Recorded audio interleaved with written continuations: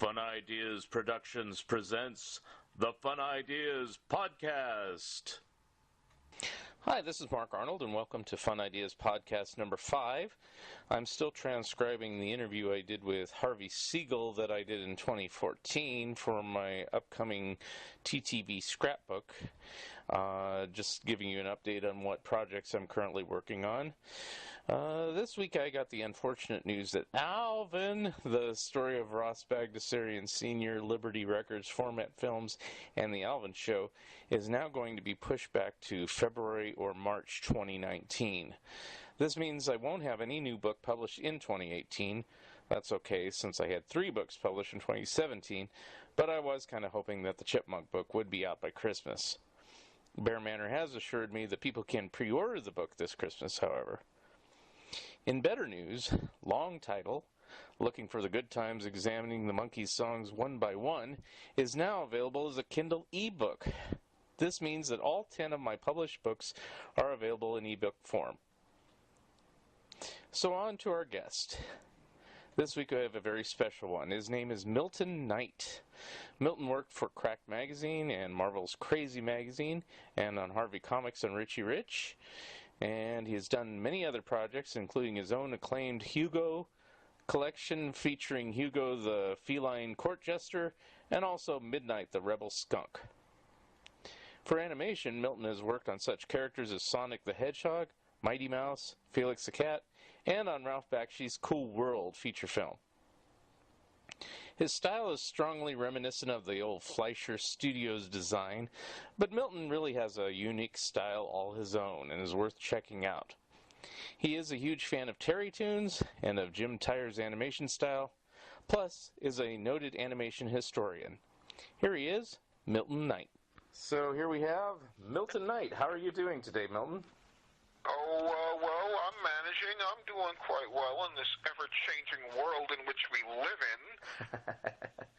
Well, I guess tell the audience today about yourself and how you got interested in cartooning and animation and things like that. That's a long, sad story. But I first got into, I knew it's what I wanted to do, and when ever since, like everybody says, I was a very youngster. I'm told I was drawing cartoons since I was 2. Wow. And it not only seemed like something that was fun, but a career as well. So it wasn't complete nonsense as far as I was concerned. And I grew up with all the usual animation manual, or rather drawing manuals. My favorite ones were by Jack Hamm, Hamm, and they're still in print. So they're, as far as I'm concerned, the ones to learn from. And in desperation to escape from my parental home, I started working professionally when I was about 16. First thing I did were scripts for Richie Rich for Harvey Comics. And then I did a little work for Marvel on their Crazy Magazine. That's kind of related to Cracked. Right. And, so on and so forth. Came out to, worked in just about everything publication in New York. Came out to L.A. about 1991 and worked for most of the studios in doing design or animation or storyboard or in a couple of cases directing. And, here it is. The animation scene has pretty much ended. The professional comics world as I knew it has pretty much ended. So I'm just waiting for whatever comes along. Right. That's all I can tell you. I guess how did you get into it in the first place? I mean, you had the drawing books. Were you basically self-taught, or was the Ham book that good that it just taught you everything? How'd that work? Well, I'm pretty much self-taught. I did graduate from a school after classes. It was held at BOCES Cultural Center. I forget what it was. but I went there 2 years and learned in graphic arts, or rather, drawing arts, all sorts of art. Although it was mainly a workshop, we did life drawing and just did whatever we wanted to do. It was that kind of thing. So I spent a lot of time doing comics and painting. Did you learn? Go ahead. Did you learn animation there too, or how did that? Because animation is a little bit of a different animal, I suppose. Well, it all ties together for me. I was doing animation itself, never completed any films ever since I was a kid again. And usually I was working on animation of one sort or another, and I did that at BOCES too. But let's see, as far as getting started was concerned, or learning, I can't tell you that I had any one teacher, aside from, the films that have been made and the books. Really didn't have any mentors.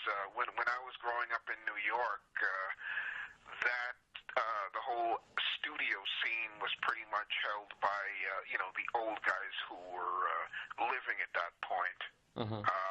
And they kind of kept the work to themselves. So I did not have a chance to learn from them, in the real sense, working with them. I didn't start working in animation professionally until I came to L.A. Got it, okay. And it was Howard Chaykin who actually suggested that I come out here, and in fact was pretty definite about it. He told me, "Hey, Milton, nobody wants your work out there. Come here." And I did, and things started happening right away. I got hired by Bakshi on Cool World in the first 3 days after getting here. I didn't even want to work yet. I wanted to get used to that town, but didn't get a chance, and worked there 6 months, got fired, and caught pneumonia soon afterwards. It was a lot of fun. Sorry. So, it was just very fun. It was jolly good. So Cool World was your first project in animation? I thought you had done stuff prior to that in animation. I guess not? No, that was my first studio job. Okay. Yeah. For some reason, I thought, maybe I'm misremembering or whatever, you worked on Bakshi's Mighty Mouse too, but no? No, I wasn't here for that. Oh, okay. Oops, take two, sorry. No, just kidding. No, but it sounds like, it sounds and looks like something you'd work on, and I think it was Mike Cazala that worked on it, right? And so I know you're friends with him, so, it's like, I guess the connection kind of came from that, I don't know, but... It was a weird thing. I mean, like, there was some sort of a revival of interest in that sort of thing, I don't know if it got full-blooded or not at that point. It was just kind of one thing at a time. It might have been Ren and Stimpy that, really charged it all up. Well, it was also Roger Rabbit. That's really what changed everything. Suddenly everybody wanted to be classic animation, and Tex Avery was the word, even though nobody was really doing him. And, so interest came again in quote-unquote classic animation. So on Cool World, what did you do? Were you an actual animator or an in-betweener, or what different things did you do on that picture? Well, that was like Bakshi hired me as a director, right? I mean, not a director. What am I saying? Wow, you had faith in me.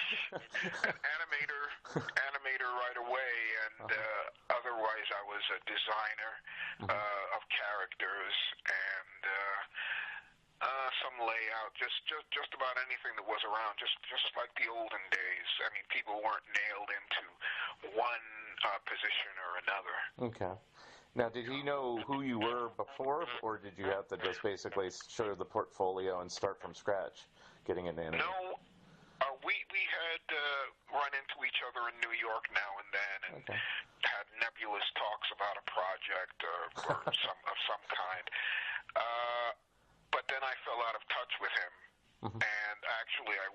visit. Mike Kazala invited me to come visit him at the studio, and I did. And back she found out I was downstairs and called me up, and I think it was because I wasn't even prepared that he decided to hire me right away, and kind of a perverse thrill on his part. But yeah. So that's what happened, and. Things were really lively here. Now I'm not here anymore. Yeah, I know you moved. Really... the big saga of your move. We won't go into that, but I know you moved from L.A. to where are you in Indiana now? Is that right? Yeah, Bloomington, Indiana. Yeah. Mm-hmm. And so things were really lively in L.A. and I knew that things were going to slow down. Yeah. But I didn't expect them to stop to this extent. What can I tell you? Computers did not bring the business back to California, as they were saying. Interesting. So the main series you worked on after Cool World, then, Sonic the Hedgehog and Felix the Cat, those two, is that correct? Yeah, I guess those are the major ones. Okay. And then what other shows did you work on, if you can kind of rattle them off? Well, I worked on Johnny Test. I worked on, let's see, there was a pilot called Gadget Girl that never happened. I did work on that. That was storyboard. I did a little bit of work on the Pink Panther show from the 90s, which is nothing to shout about. And is that the one with Frewer voicing the Panther, or is that the even later one? Who voicing the Panther? Matt Frewer, Max Headroom. He did a version. Maybe that one was in the 80s. I don't know. I guess so. Yeah. No, this one, I except for my episode, I haven't even seen it. So that's the case with most of these animated shows. I don't go through the trouble of watching the whole series. I just check mine out and see if they were okay or not. And okay. Sometimes they are. And okay, goodbye. I have other things to do. Well, how was it working for those different studios? I mean, I think Sonic was Saban. Is that right? I don't know my studios. No, it was Deke. Deke, yeah, that's right. Okay. Deke, yeah. So did you work on things like Inspector Gadget and stuff too? I mean, you said Gadget Girl, so I thought maybe, but no. No, I wasn't here for that. Oh, okay. So that's all before you. That was in the 80s. Got it. Okay. I'm trying to remember what else I worked on. I know there are plenty of other things, but I guess it really is getting to be too much. My storage room. I mean, you wouldn't believe the amount of work that I can't believe it. I look at it and I say, well, what did I do? Did I do all this? Well, I'm afraid so. Yeah. And it's by now somebody's going to have to remind me of things. Right. That's what it is. Well, what was Deke like as a studio? How did they operate? Deke was barely a studio. Oh wow. I mean, they had a pilot that I did some animation on, and Ed Love did animation of. The Robotnik characters and storyboards of mine. So that was good. That was a thrill. And anyway, aside from that pilot, which was extra good because it was used to sell the show, there was no animation done in the studio. That was all storyboard and timing and design. And we would just... it was freelance. Nobody had to come to work, but a few of us, just set up shop in there and did our work and insulted each other, that kind of thing. And so that was it. It was a big place, but it was, pretty empty. Interesting. So just a few people working there who decided they want to do it there. Huh. Because that's one studio I don't know much about, other than what was released. I didn't because I haven't really talked to many people that have worked there. So so. I don't know if it could be.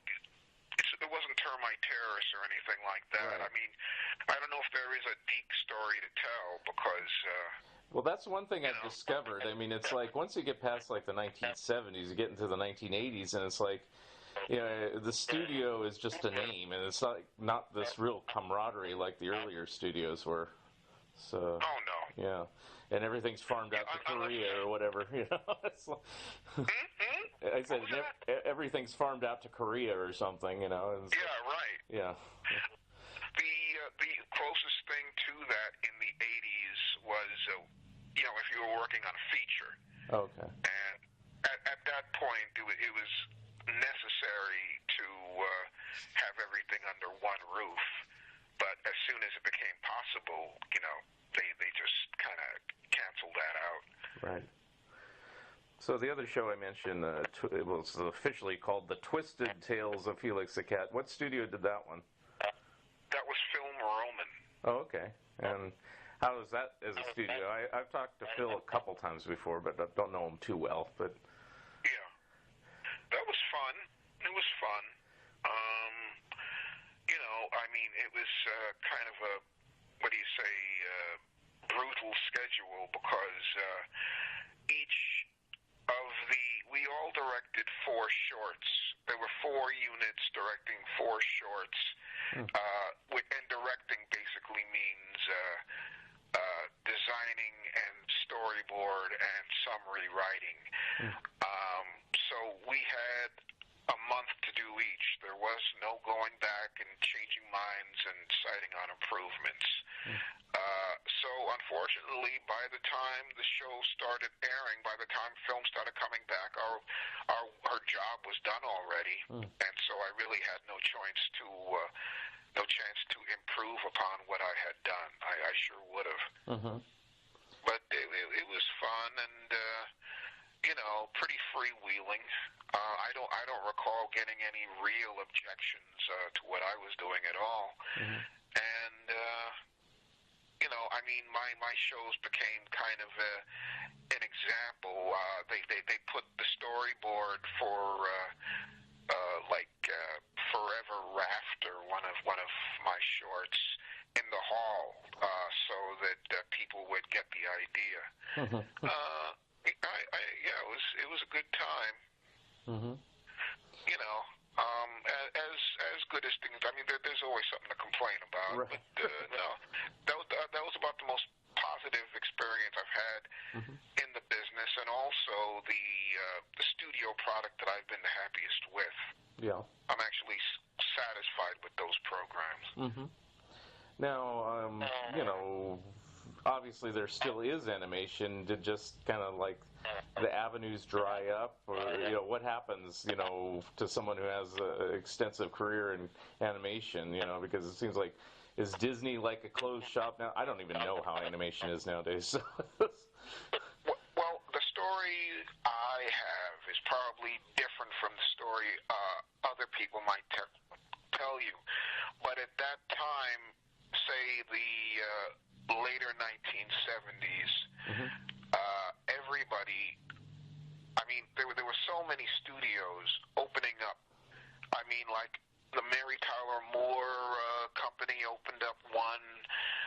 There were some others. People were opening up and buying studio space just so they could catch the new wave that the Simpsons had created.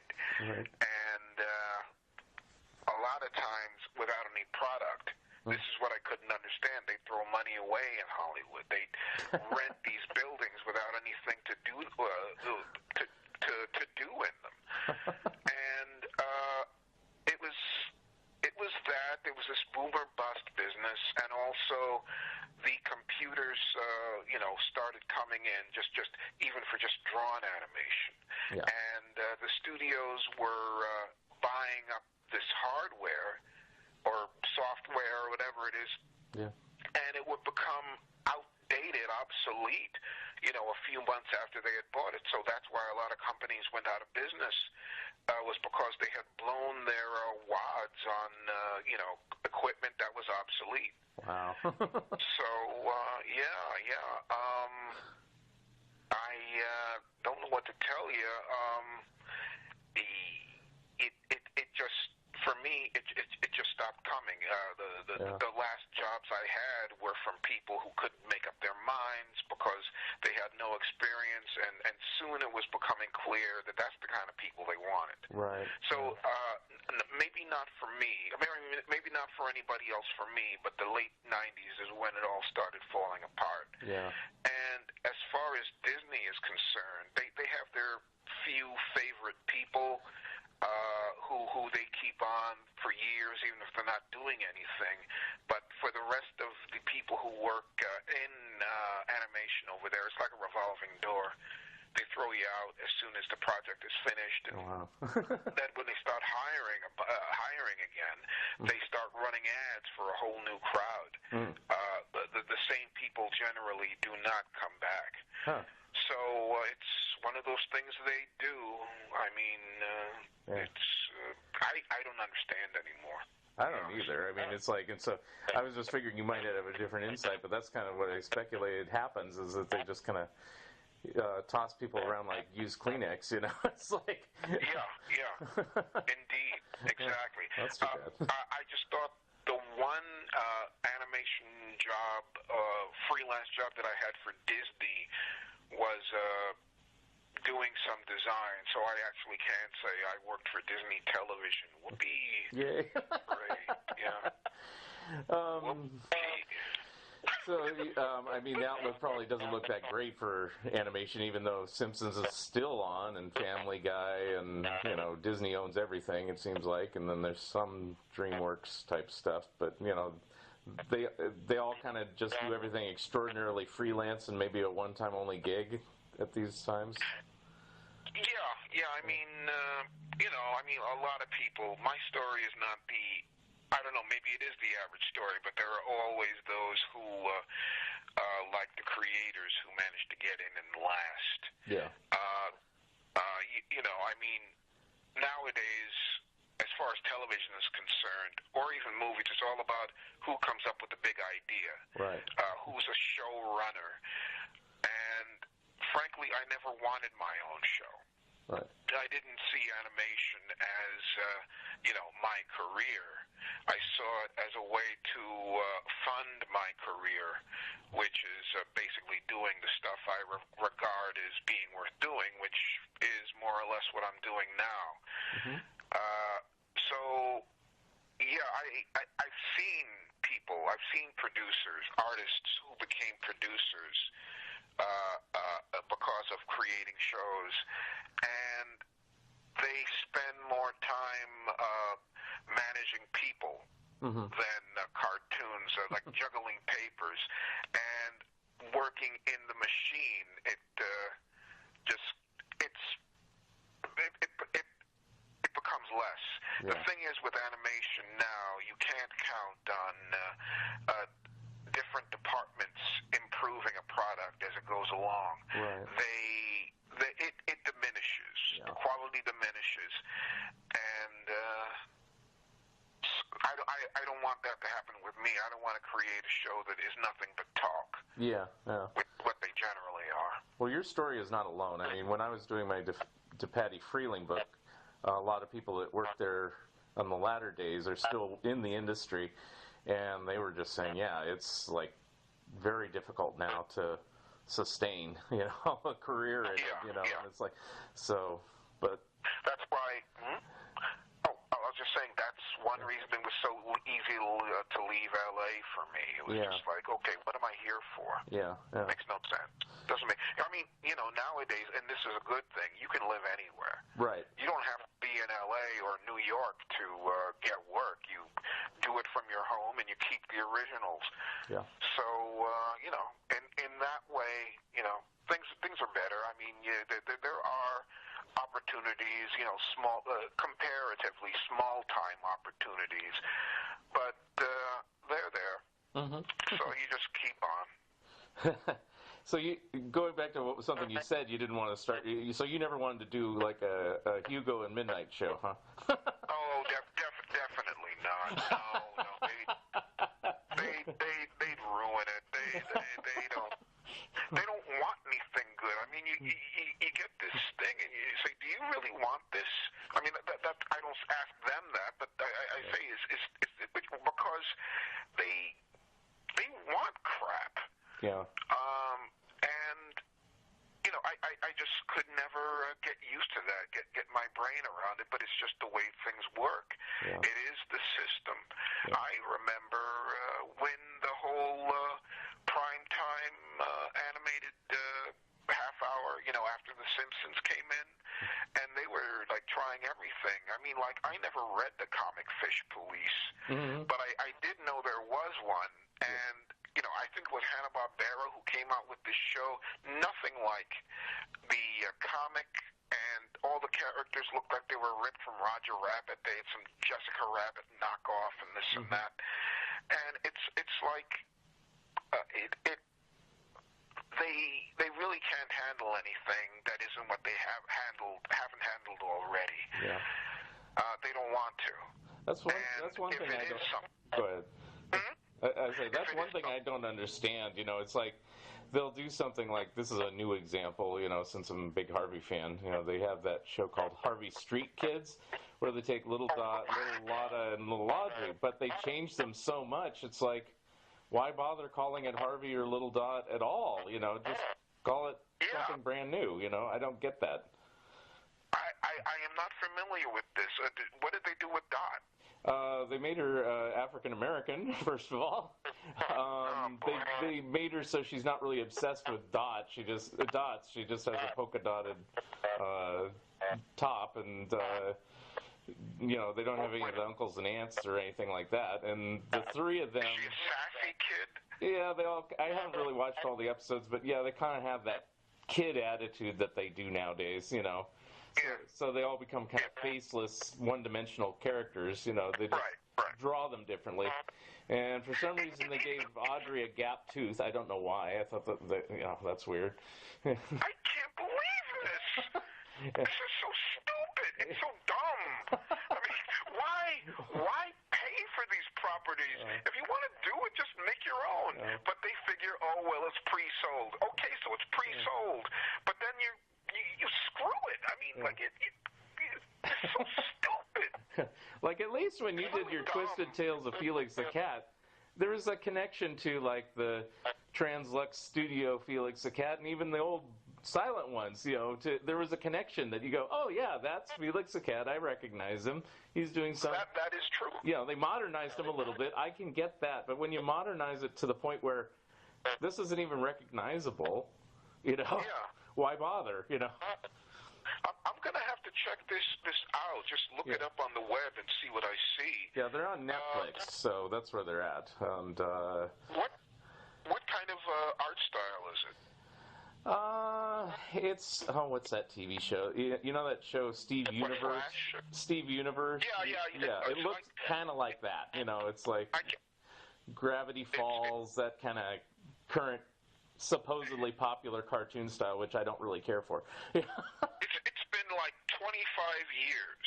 Yeah. I mean, animation is. I mean, it's been stagnated in the past. Yeah. But now, I mean, I can't tell the difference. And like I said, it's been the same for 25 years.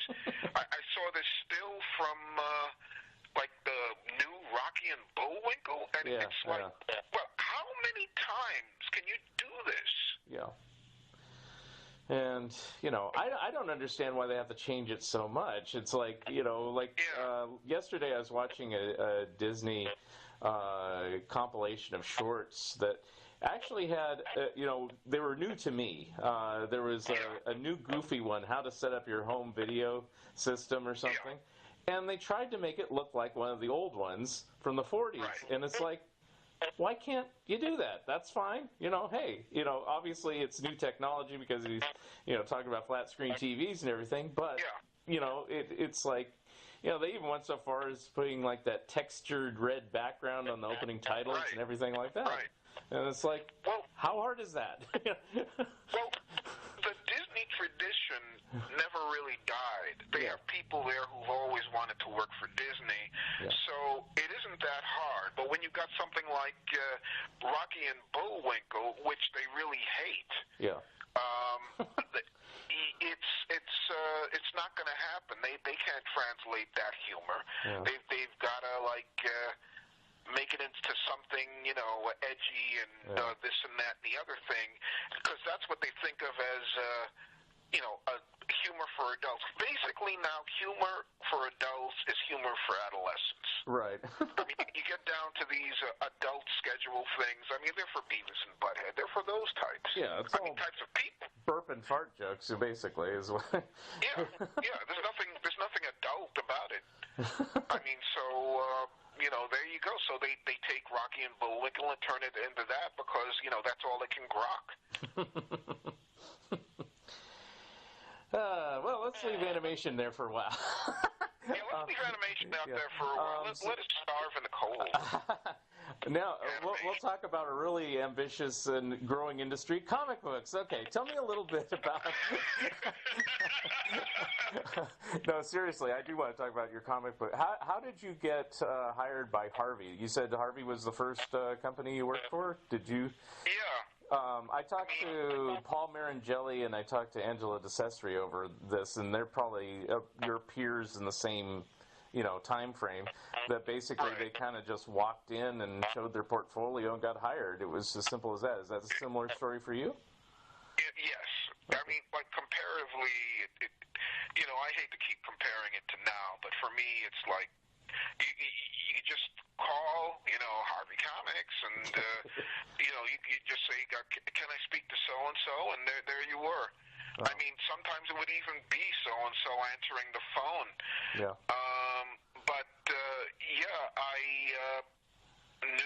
I knew somebody, let's see, the late, I think his name, Mike Lasky, who was an editor for United's syndicated thing there. Mm-hmm. And he had done scripts for Harvey and suggested that I try, and so I called up. And it was fine with me because I liked most of them and read most of them, in real childhood. So I stopped up there, and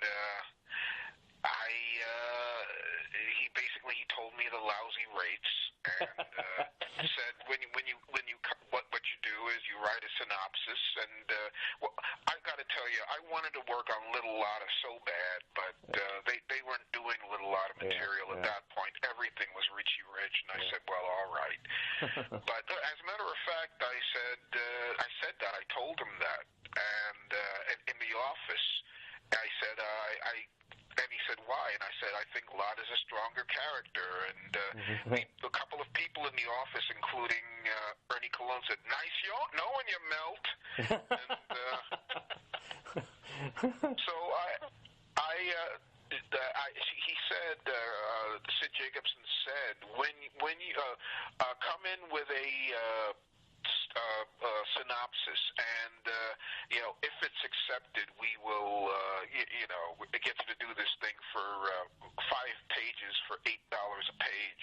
And I said, when you accept it, and he said, well, if when, and indeed they did accept one of the first synopses I did 3 of them.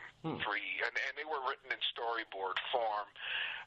Basically, back then, the Harvey Comics, they had form paper, 8 panels a page for a script, just the same as you have animation panels. Right. And they did it that way so that writers would not write things that were bigger than what they were asking you to draw. I mean, it wasn't the same thing as animation when the description will say 1,000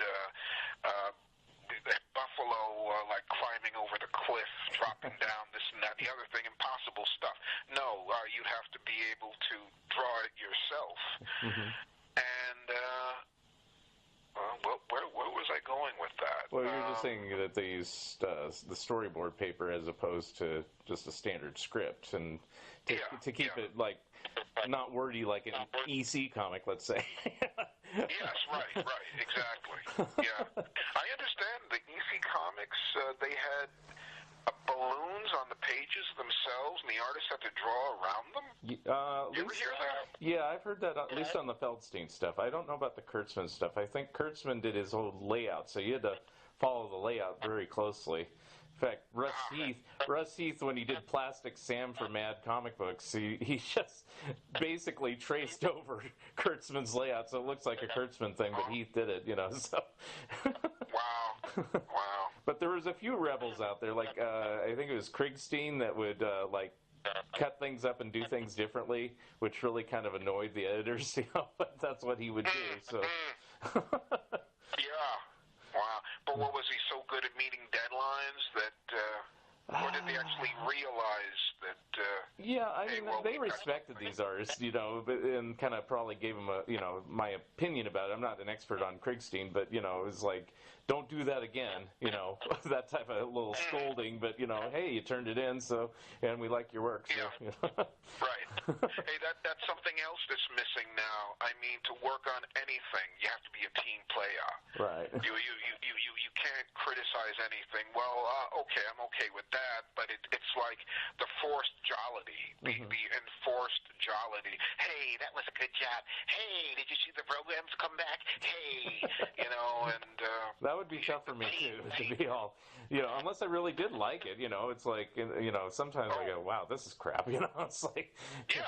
They can't. I mean, sometimes it's fun. I mean, like if you have to do something with something you think is total crap, and I mean, a person doesn't have to do a lousy job because they dislike the material. I mean, you want to go back to the old days, before I got in, they'd have the veterans coming in, and they'd say, hey, what is this crap?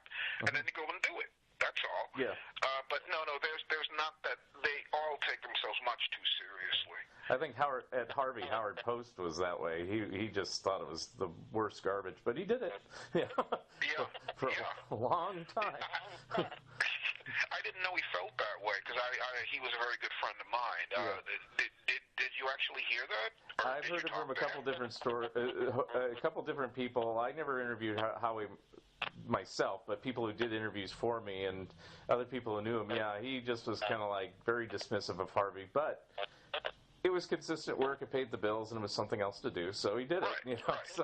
Yeah, sure. Because, Anthro only lasted so long, and the Paramount Studios closed up, so, I mean, he had to do something. Yeah. Absolutely. No, he did, people don't know, he did horror comics. He said he did love comics. I haven't seen them. But, they didn't put you in a little compartment and say, this is what you do. You would do anything that was around as long as you did it, relatively well, and sometimes even if you didn't do it well, right. I mean, personalities and preferences, it was just not that big a concern as it is today. Yeah. And I remember, even in comics in general, in comic strips, books, you could be a humorous cartoonist and still have running friendships with people who did sword and sorcery, whatever. I mean, that just wasn't thought about. Now it's like there are groups, and if you do a superhero, then you have no respect for this or that unless it's somehow tied in with it. Right. It's so ghettoized. Yeah. Compartmentalized. Yeah. I hate it. There's no cross-pollen stuff going on. We can all learn from each other. Right. Let's see. Going back to Harvey, and then you said you worked at Marvel's Crazy. Was that at the same time or after, or did you work at a number of shops at the same time, or? That was during. Okay. I knew that I was Harvey Comics was that was like those were World War II rates,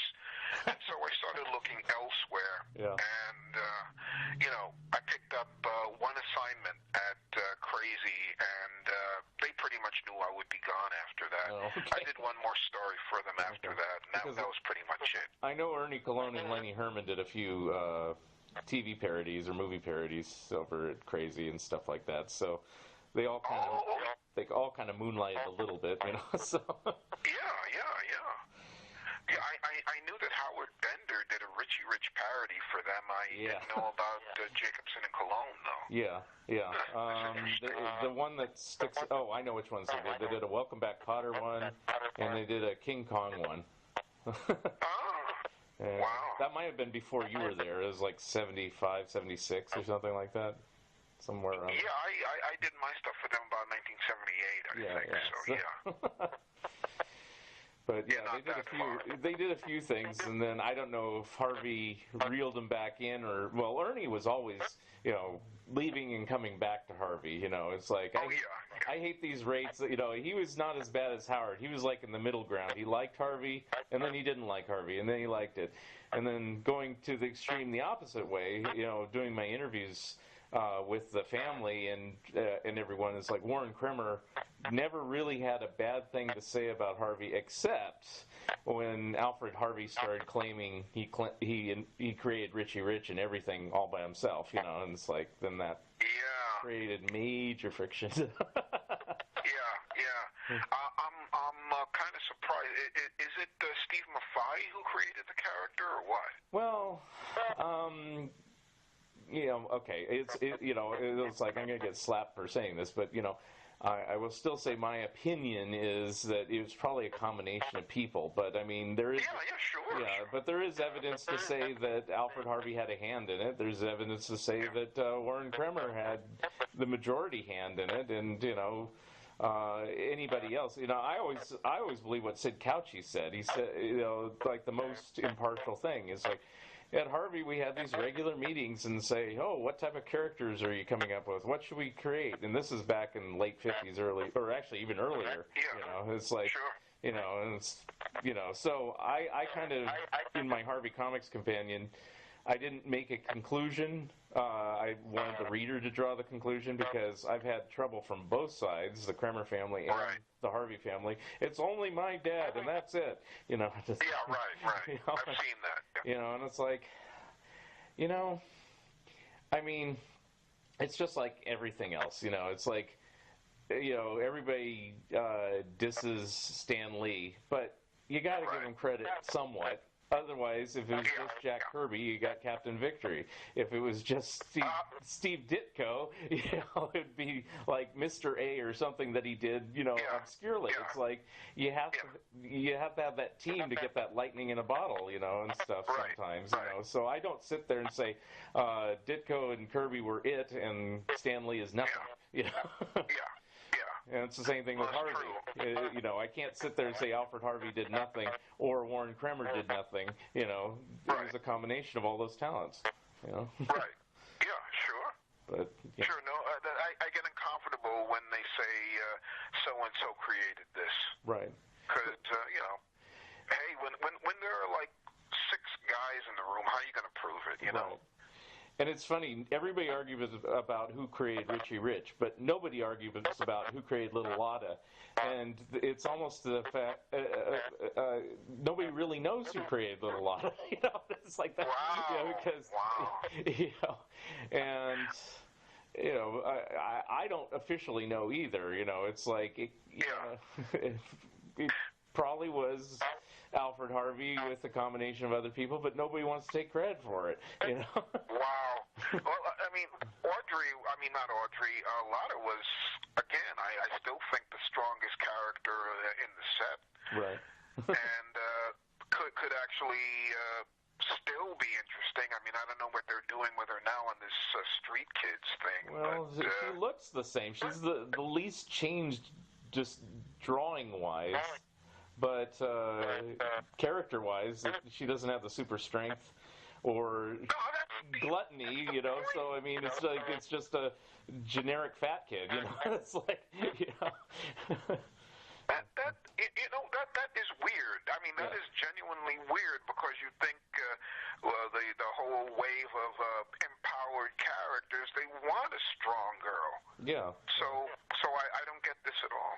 I mean, she's not weak. It's like, but, it's like it's not the same type of strength. It's like she's not lifting trucks. And, right. It's just that she's a faceless, confident girl. Basically that happens to be drawn fat. That's not a cartoon. That's a role model. That's what they do now. Yeah. This stuff isn't cartooning. It's programming. Exactly. And I don't have to like it anymore. When I was doing Harveyville Fun Times, I tried to like everything, but even I had my limits. They did that Baby Huey live action film with the guy in the costume, and I said, "This is garbage. I hate this." Wasn't that direct to video? Yeah. Or was it actually? Yeah. That's where it should be. Yeah. Direct to the garbage. Weird. I don't know. Sometimes I think with all of these characters, the WB ones, the Disney ones, they should all put them on a slow boat to China.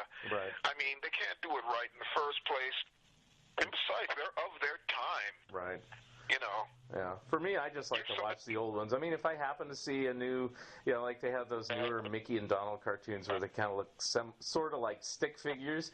And I've laughed at them, but it's like it's not enough to get me to buy every DVD compilation and everything else. Whereas like the Looney Tunes or the old Disney characters, like when those Disney Tins came out, years ago with Milton on them, it's like I had to get those the day they came out. I wanted every Donald Duck cartoon. I wanted every Goofy and Mickey Mouse. Yeah,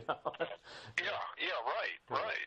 But I mean, I really can't put the new stuff down, as far as the classics.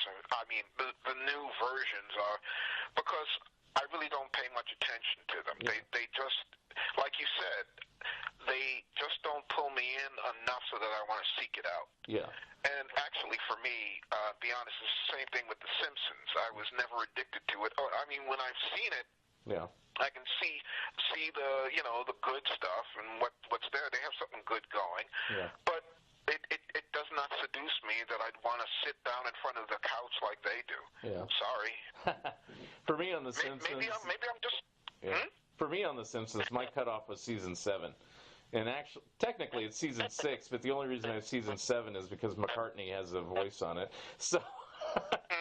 But I see the difference of the quality between season 6 and 7. Some people say, "Oh, it went down in quality to season 15," or they say, "Oh, it's never gone down in quality." It's like, no, there was a lot of good writers that left around season 6. I mean, they had writers like Conan O'Brien and they had Dana Gould and stuff like that. They're long gone.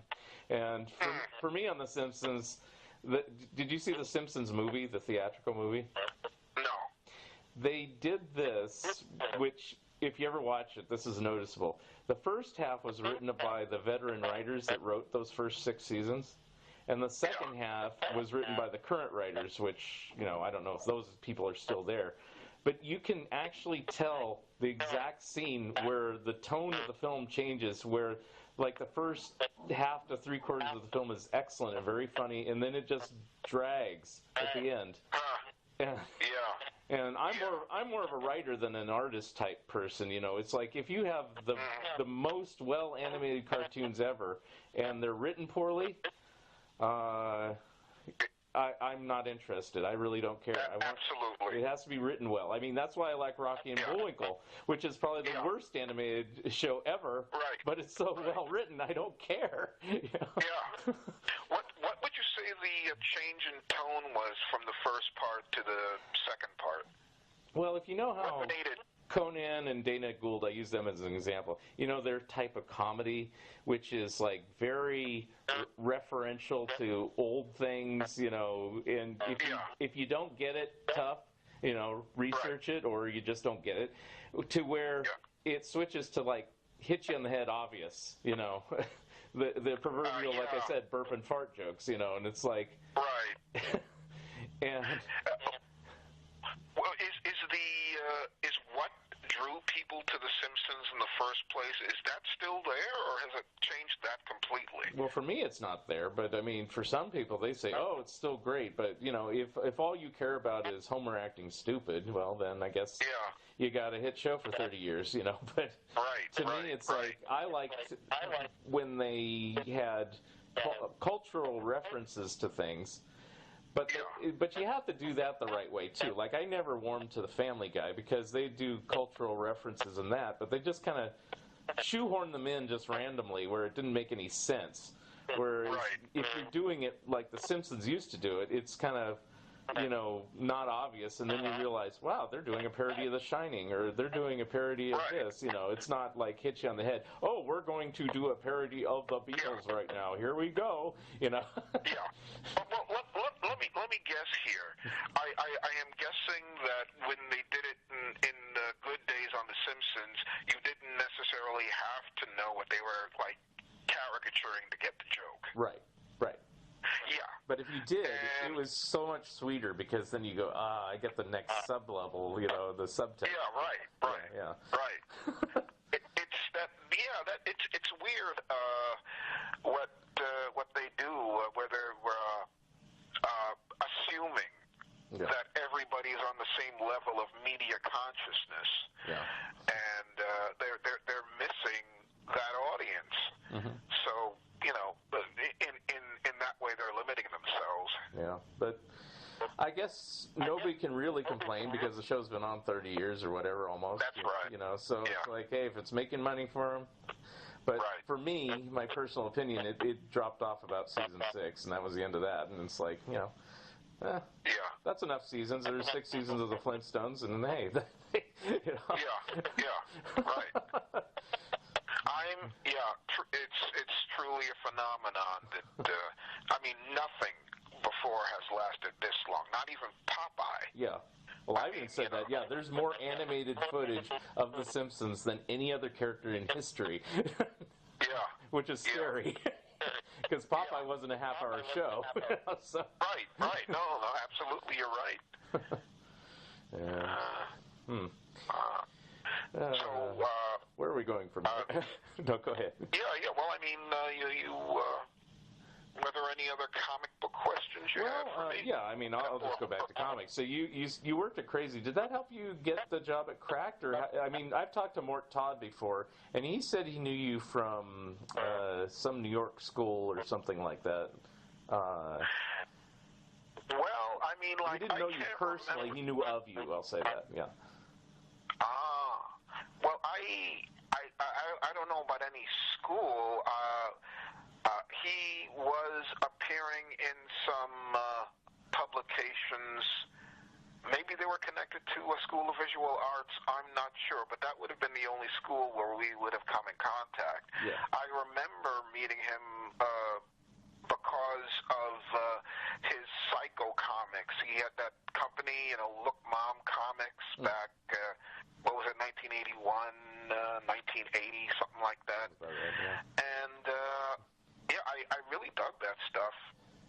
He was another guy who was coming from, you know, the old stuff, Jack Cole, and he had a real sense of humor there, and somehow, like a lot of other young cartoonists there at the time in our early 20s, we kind of stayed in the same orbit, and I was I came up when they were like casting about for you know, Cracked artists, and so that's how it happened.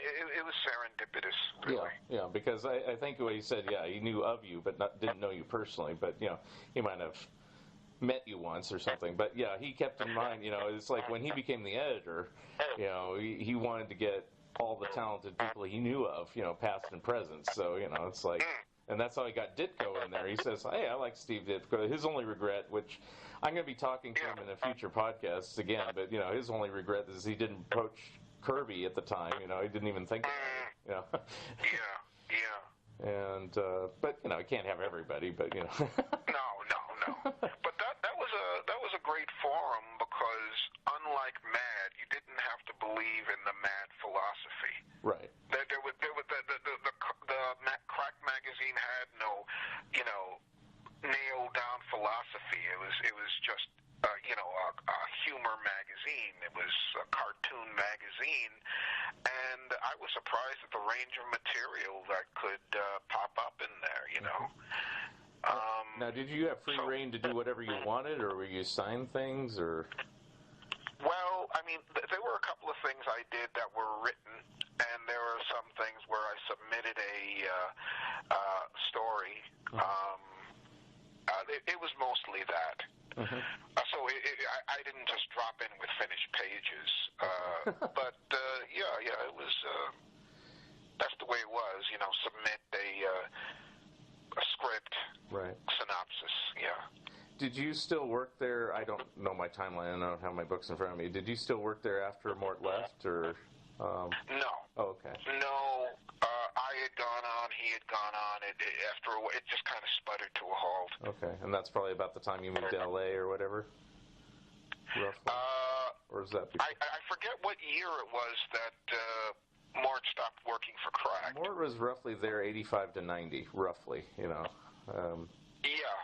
So. Well, it would have been like a year or two later that I went to L.A. Okay. So it's probably I just just timing, like to, yeah. Yeah. Okay. I also would just like to mention in passing that I worked for National Lampoon and Heavy Metal and a lot of the other publications in New York. So I remember that at the time. I got Lampoon all the way to the bitter end, and even when it was difficult to find annual at the, in the latter 90s. But what type of pieces did you do there? I don't remember actually, to be honest. Well, for the ones in National Lampoon were pretty were not major things. They were illustrations. Okay. I did one of the character Sam the Eagle. I don't know if you remember him. I think he was for the Olympics. Oh yeah. Mm-hmm. Yeah. So I did an illo for him. Then there was another one, caricature of JFK, and there were probably others. Okay, so you never had like a strip on the funny pages or anything like that? No, okay. Nothing like that. Okay. But I did have scripts in their other publication, Heavy Metal. I had a couple of multiple pagers in there too. Oh, okay. That was a lot of fun. I wish there were still magazines like that around. Well, Heavy Metal still is around, but it's certainly not the same as it was. It's kind of like... I haven't seen it. What's in it now? Pretty much the same type of stuff, but it's not published by Lampoon anymore. It's I think it changed hands a couple times. So, and I think it comes out like quarterly. All these things like come out so infrequently nowadays. Yeah. Like, are they still printing foreign stuff? Do they have American stuff anymore? I don't know if they have any American stuff anymore. It could just be all foreign reprints. I really don't know. Because I kind of stopped reading Heavy Metal, like when Lampoon folded up, but I know they kept it going, and I see it occasionally like at Barnes & Noble, so that's how I know it's around, but... Right. But it doesn't, it's like everything else, it doesn't grab me as it once did, so, I don't bother to look at it, so... Right. Yeah. The stuff's not, it doesn't come up conveniently. I mean, that's basically what destroyed comics, or destroyed. Well, some people would say they're not destroyed, I don't know. But, I mean, they used to be convenience items. Yeah. You go to some place, newsstand, whatever, and you see it there, and it's cheap, so you might pick it up. And nowadays you have to be so dedicated. Right. And most people aren't. Yeah. I think you posted once on Facebook, you were saying something about Mickey Mouse comics, and then I decided to look it up, and I found out like the last issue was published like 2 years ago or something. So, wow. Yeah. I mean, if you can't sell Mickey Mouse comics, there's something wrong. Yeah, and... it's really kind of pathetic. Like, there's a company I've written a couple scripts for, and I'm really rooting for them just because, but I get so disappointed with it. It's called American Mythology, and they put out Casper, and they put out Underdog, and they put out Rocky and Bullwinkle, and they put out, but here's how they put them out. They put out issue 1 of Rocky and Bullwinkle. And then a few months later, they'll put out issue 1 of Rocky and Bullwinkle and Friends. And then a few months later, they'll put out issue 1 of Rocky and Boris and Natasha or something. Right, it's just variant titles, and they're all number one, and they all have like 5 different covers, and it's the half to all reprints, and it's like, No. Is it so they'll all be like sellers? Is that the idea? I guess I don't understand their logic, and it's like I haven't really, because I work for them. I don't try to rock the boat too much, but it's like I am getting more and more frustrated with them because of that. So, I'm sure there's some. I'm sure there's some genius scheme behind all that. Yeah. What are the reprints of? The Gold Key stuff or the Charlton stuff? On Underdog, it's both. Yeah, and on because I help them with their reprint stuff sometimes. It's like they'll say, "Where did this story originally appear, and who's the artist?" And I'll know it, or I'll know how to find it if I don't know it. And they don't know anything. So. Right. Occasionally I'll get a credit. They'll say, Mark attributed this issue of Casper to number 186 from 1973 or whatever, and Warren Kremer was the artist, the writer unknown, because I really don't know the writers all the time, but, it's like, so I get a little credit saying, What about the Rocky and Bullwinkle stuff? What are they called? They've reprinted both the Dell and the Gold Key stuff. Okay, but none of the Paul Fung Charlton stuff? Have they done any of the Charlton stuff? It seems like they have a little bit. I know they have access to it. But they tend to predominantly reprint, the Al Kilgore stuff. So, I mean, eventually I guess they'll get to it, but like I said, their publishing schedule is so haphazard. It's like it'll take them 50 years to get through it all. It's like, right. And there was only about 10 years of issues originally, so I don't know. Hey, somebody was doing new stuff with the Harvey characters, right? Well, that was them. I've submitted some scripts. They do Casper. They don't tend to do like Richie Rich and those characters, so it's kind of weird. Here's another thing that's odd nowadays. It used to be if you got the license to something, you were the exclusive publisher. But nowadays, like even Disney is published by, I think it's Kaboom and by IDW, and it's kind of ironic because Marvel owns it now, but they don't publish it. They license it out. And then the Harvey stuff, there was one issue by this company called Joe Books of Harvey Hits, and that was all she wrote, so oh well. And then Casper, they've done Casper and Friends and Casper's Ghostland, Casper, all number ones, Then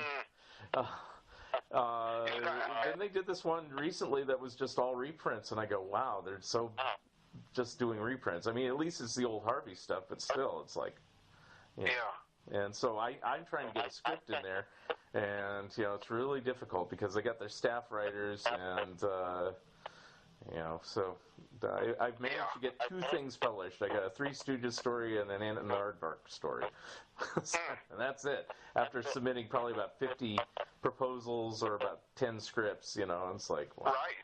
Right. And they pay like nothing, so it's like you're talking about your 1940s Harvey rates. Well, think worse than that. So It's so. I mean, like rates have not gone up since World War II in general. Yeah. And it's amazing that the comic book industry counts on people who are so impassioned about the art. Yeah. That I'm going to do this book for free.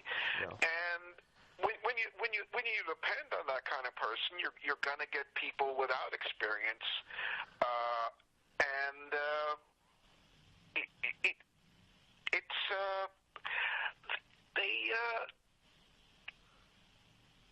they're not going to get people who are particular about what they do.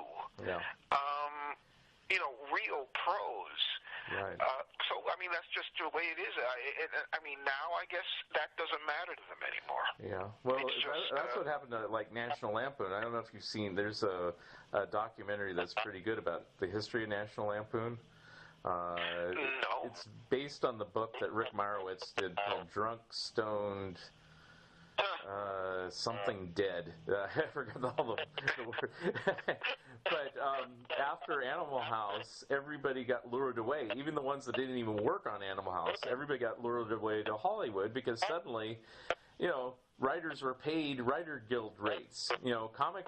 It's kind of funny. They make all these movies of Ant-Man, the Black Panther, and Avengers, and everything else. And some creator might get like a royalty, but the writers of the Avengers comic book or whatever, if it's even being published, because I don't know what Marvel currently publishes, but let's say they're publishing one right now, they just get the standard $35 page rate or whatever they got forever. It's like so it's wow. I don't know. I'm trying to find words, and I keep forgetting them. But it is what it is. Yeah. It's. I think Crumb said it's a forum or an art for young people. Yeah. I mean, this is insured with the way they're doing things now, with the way they're paying now. Yeah. Now, for me, I was willing to take the low rates from the standpoint, well, I never really got much comic book scripts published in the past. I had a couple for Shanda Fantasy Arts with Mike Curtis and things like that, but nothing prominent. So I figured, well, you got to start somewhere. It doesn't matter how old you are. But it's so frustrating working for them. It's like, I'm like, I'm just going to continue to do my other stuff, writing books and, doing these podcasts and other things. Yeah, I mean, how can you make it your thing? Yeah. You see, there's another difference, and that is that these rates made more sense when it was based on volume. Yeah.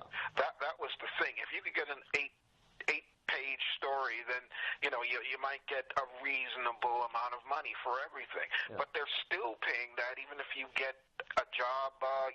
It can take months before they approve something. Right. It just doesn't make sense anymore. Yeah.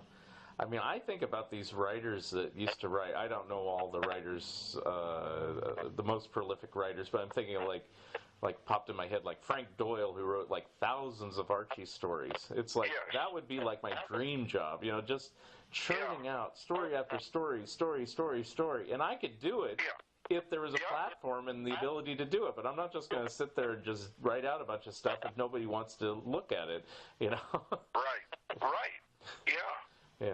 I tried that with American Mythology. Like I said, I turned in quite a few scripts, and then it got to the point where they aren't even responding to the ones I turned in. Why should I turn in more? It's like, I mean, if they rejected them all, at least they're looking at them, but they're not even looking at them long enough to reject them. So I'm like, okay, Yeah. I mean, there's no room for a Feldstein or a Stan Lee now. For some reason, they want to divide the work up. It just doesn't work that way anymore. One workhorse doing everything. Yeah. I mean, when I look at a comic book now, I mean, a DC or a Marvel one, they have this list of about 49 people in front of the book who worked on it. Right. I mean, everybody in the building is on that thing. Yeah. And, well, there you go. Yeah. What can I say? Let's see. Did I cover everything? Actually, I have. I put it out there. I don't know if you saw it on Facebook. I've said, I'm interviewing Milton. Anybody have any questions? So I got a couple questions from the Peanut Gallery here. So, So Phil Fry said that you're a huge Ed Wood fan. So you want to talk about Ed Wood? Well, what is there to say? I mean, I like him because of his overly dramatic qualities, and I'm not a huge fan of the ones that everybody thinks of, the horror stuff. Right. I'm more for his exploitation film noir type stuff, like I don't know. I guess the first one was Jailbait, and then The Violent Years, which he did not actually direct, and Sinister Urge, and there's just that, and Glenn or Glenda, just that sense of the overly sincere that I enjoy very much. Now, do you think he's justified as being the worst director of all time? No, because the worst director of all time is stuff you can't watch. watch, and there's a lot of stuff like that. I mean, there's stuff you can't believe they can legally call a film. So no, not the worst at all, because as is being said a lot nowadays, he was not boring. Yeah. There usually wasn't an intolerably slow minute in an Ed Wood movie. Right. And what appeals to you? I've seen some of those earlier films. I think I did see Glen or Glenda, but I don't know if they're hard to find sometimes. I think. What is appealing about the earlier films than, say, the obvious one, Plan 9 from Outer Space, or? Well, like Glen or Glenda, I mean, it was more in touch with a human mind. Mm-hmm. I mean, he was pretty impassioned about what he was saying, and it was like an unusual time to be saying it. And it was like, you have a pair of characters, in a kitchen talking. Mm-hmm. And it's like, well, there's nothing to hide behind. There are no zombies to hide behind. There's no big budget to hide behind. It's just like, you have these two characters there in a very boring setting, and you either make something of it or you don't. And by God, he did. I'm not saying it was, Magnificent Ambersons or something, right. But he certainly made it interesting. Right. I assume you've seen the Ed Wood film by, what's his face? Tim Burton, yeah. Yeah. What is your opinion of that? See, I don't know much about Ed Wood's background, so I'm kind of trusting that the film is generally correct, but I've heard that there's issues with it. Well, I mean, he played up things. I mean, like, I liked the movie when I saw it. Mm-hmm. Definitely liberties taken, and his style is pretty theatrical, so he broadened it all out. It kind of hoked it out, but it was a good film. Okay. I mean, I enjoyed it. Okay. And I wasn't coming to. This is the thing: you can't go to a film, any kind of film, with the the facts, and then get disappointed when they don't do it that way. Right. And so I didn't go there saying, "Oh, well, are they recapturing the settings? Are they doing this?" Or no, you can't play it that way, because they'll always lose. Yeah. But it seems like Burton's usually, like I saw that other film about the Walter Keane, Right. The Big Eyes, and it's like they said, as incredible as some of these scenes are, a lot of them are actually true, and they did it pretty faithfully to the truth. And so I'm kind of thinking that about Ed Wood. I'm sure he didn't get like permits to film on location, and like that's my favorite scene with Johnny Depp. It's like, does anybody have a permit? No. Run, Yeah, right. I don't know if that's accurate, but it sounds like something based on how the film went, and what I do know about Ed Wood. So well, it makes its point. I mean, it's not a documentary. It's right. It's no more of a documentary than Lust for Life was for Van Gogh. That's a good example.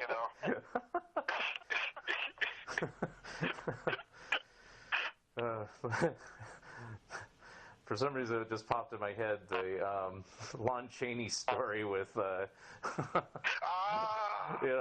Cagney. With Cagney. That's a little cringeworthy in spots, but it's like, okay. Yeah. Anyway. Hey, I never saw the Buster Keaton story. I mean, I hear that's a lot of laughs. Yeah. At least Buster was around looking at it, but, Well, yeah, but even he said there's this whole story about, the movie had Buster growing up, like working in a circus. Yeah. And on the set, somebody asked him, "Hey, well, how was it working with a circus?" He said, "Circus? I never worked in a circus." Yeah. Just another fabrication. Yeah. That's really pathetic when the guy's right there. Like in the case of Lon Chaney, Lon Chaney was dead. You couldn't ask him. But Right. The only thing that bugs me, like, I don't know, did you ever see the Doors movie with Val Kilmer? Yeah. I don't like it when they do stuff that there's actually documented footage of. I mean, I know they changed this to prove a point. It's a scene where they sing "Light My Fire" on Ed Sullivan's show. and he wasn't supposed to sing "Girl, You Can't Get Much Higher" or something like that. And when you watch the Ed Sullivan clip, the actual real clip, he just sings it. "Girl, you can't get much higher." But on the movie, Val Kilmer leans into the camera and says, "Higher," like that. And it's like, I know it's trying to emphasize a point, but it's like, it wasn't that way. And so that makes me cringe, stuff like that. There's actually documented footage of it. Like if you're doing Abraham Lincoln and, he's speaking, reading the Gettysburg Address, you have to trust it was read the best that we could think he would read it. He didn't read it in a high Mickey Mouse voice or something. I don't know. You're right. I mean, I think they wanted one of that something like that Mick Jagger moment. Yeah. What was that? Why we should spend some time together. Right. They wanted something like that. Yeah. And so they manufactured it. Yeah. Let's see. Got a question from Mort Todd. Actually, he had two questions, but one of them we've already talked about is Cool World. But he said that you were a sidekick on a TV show called Comic Book Quiz. Can you tell us about that? Yeah. He would ask about that. You can say no comment. I don't know. It was a public access show that I was hired on to be kind of the court jester or something. And what can I say? Early 20s, another early 20s experience that I'm glad I had, but I don't necessarily want to revisit. Was that it was fun. That was in New York, right? That was in New York, right? Yes. Yeah. The place, the studio. God, where was it? I think it was in the 20s, like 23rd or something. I can't remember. Okay. Do any copies of it still exist, or is it probably hopefully wiped from memory? I think Mort Todd, I think he mentioned that he has a tape or something. I know that the guy who did the show, Bob Salant, I think he, erased everything. Yeah. But, I mean, I don't know. If you're dedicated enough, maybe you can find something. I hadn't heard of that, but I figured if he's asking, I'll ask you. So that's a story. Then there's a couple more questions I have. So, I mentioned Hugo and I mentioned Midnight the Rebel Skunk. Do you do any comics of those now, even for fun, or would you ever bring those back in any form? Because you do have fans of that I've heard say, they go, "Wow, I like Milton Knight's Hugo," or is that just like all done and in the past? And well, I mean, I did a couple of new Hugo comics that were published. They were in digest form. It wasn't quote-unquote real comics. Yeah. But back in 2013, so if these people would like to see new Hugo, I'd advise them to get in touch with me because they are for sale. Okay. So, no, I still readily come up with ideas. I haven't done any of Hugo since 2013, but I wouldn't turn down that idea. I certainly wouldn't. And I still do projects with Slug and Ginger, the Screw characters. So I'm actively working on that still. Now, all these characters you come up with, how did you did you base them on anything, or is it just like even Terry Tunes, or I know you have a love for that, and Fleischer and things like that. Was it supposedly kind of recreating those type of characters from the past in your? Well, I really wasn't. I'm sorry. In your own way. I wasn't thinking in terms of recreation, really. In fact, I wanted to kind of pervert it. I wanted to. Well, it's the style I love, so it came naturally, but I kind of wanted to turn it on its head and do,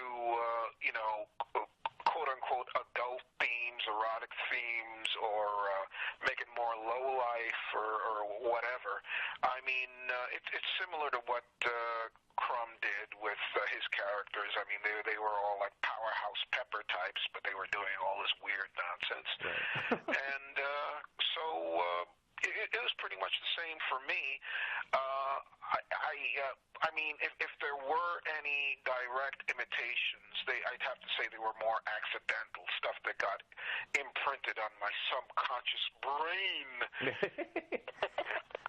So, out of everything you've ever done, what would be your biggest influence? I mentioned Jim Tyre because you talk about him a lot. I mean, is he the major influence of your art style, or is that just kind of homegrown, or what?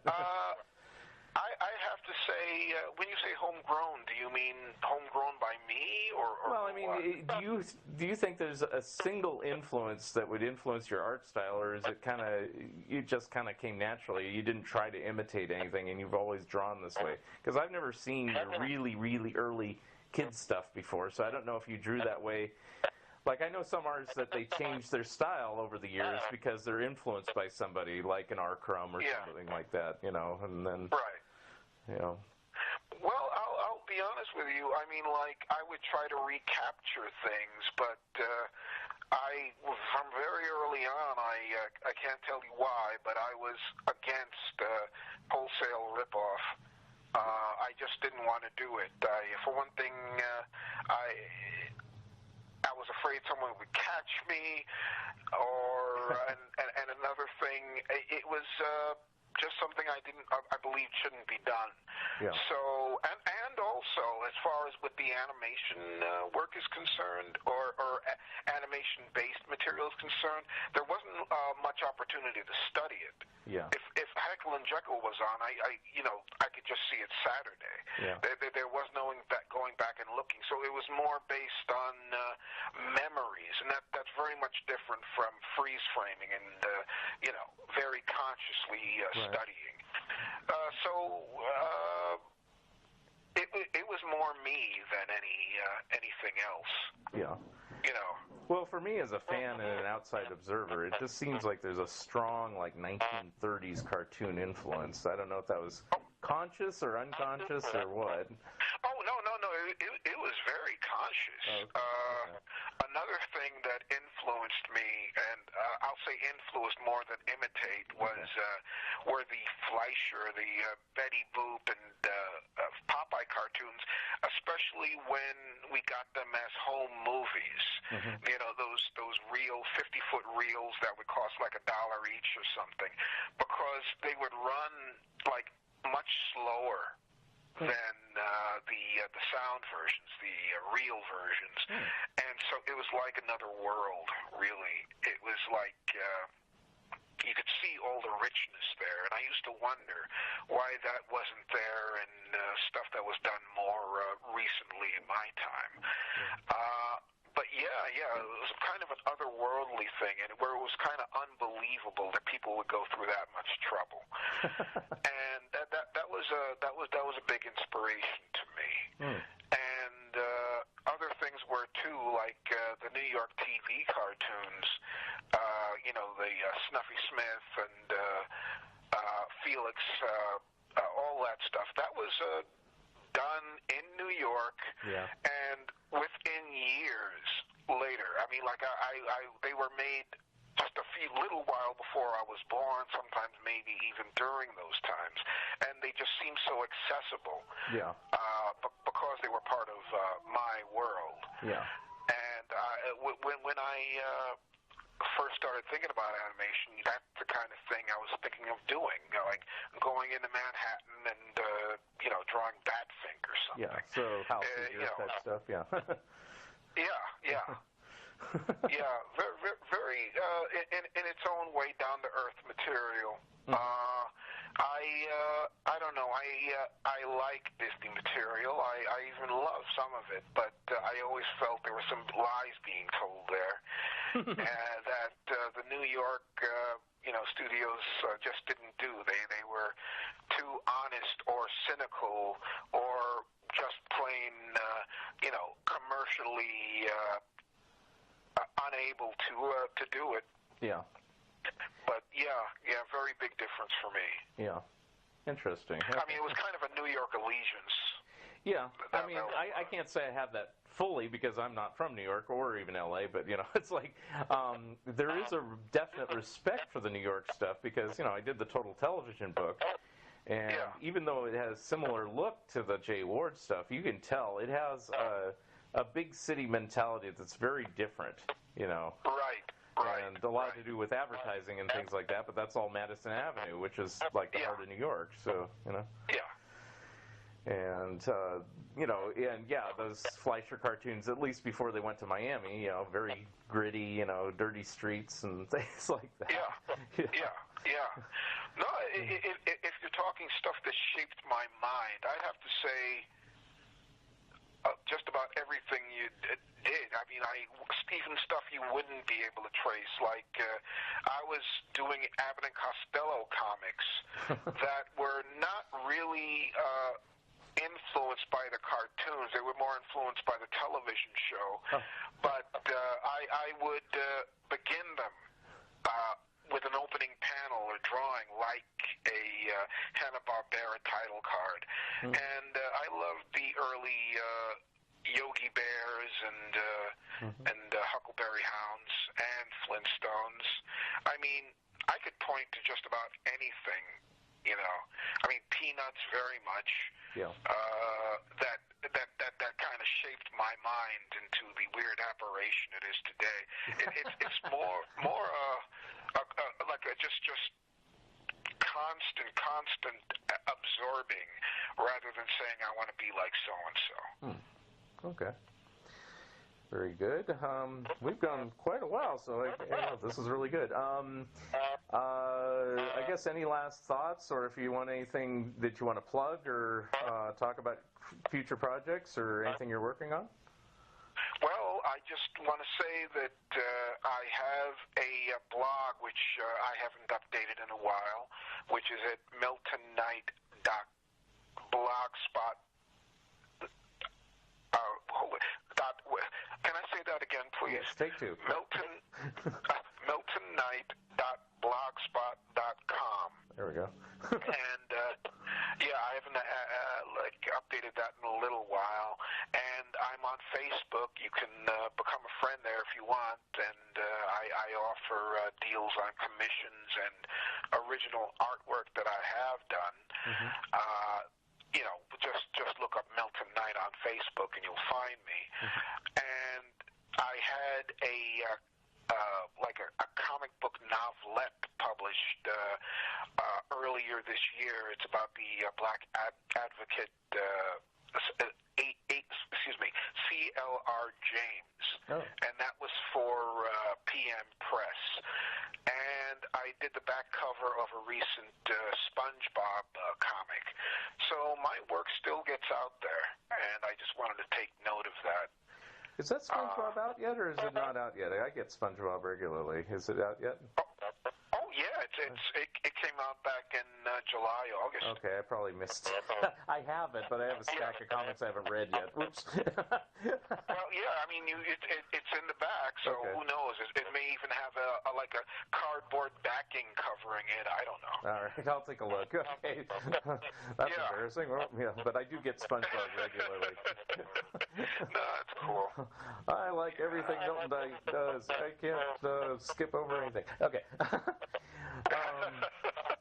So I really enjoyed talking to you again, and it's made for a very fun podcast.